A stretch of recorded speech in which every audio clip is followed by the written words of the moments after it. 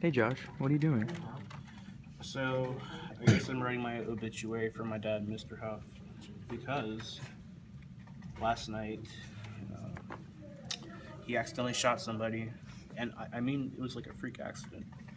And so, because it was an accident, the judge decided to give him the death penalty. And I'm just looking at facts, from the 70s on this case called Furman versus Georgia. So, this case, Furman versus Georgia, is very similar to this Huff versus North Carolina case.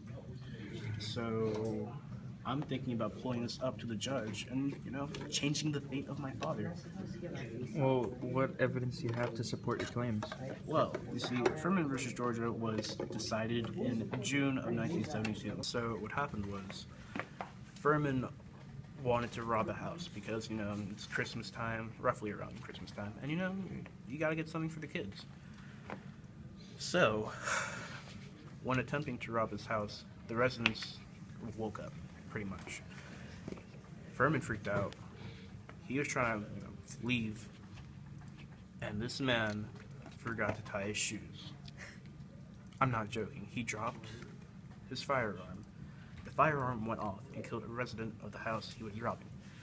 And so he was, charged for murder and sentenced to death because that's totally normal in the 70s.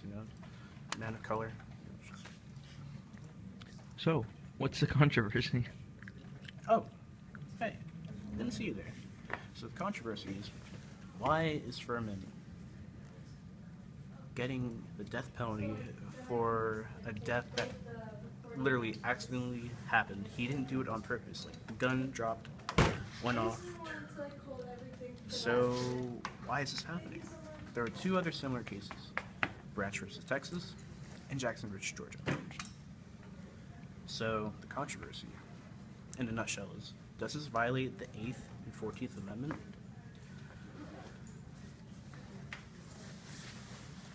Yeah, it does! In conclusion, in a 5-4 court ruling, the Supreme Court decided that it was violating the 8th and 14th Amendment.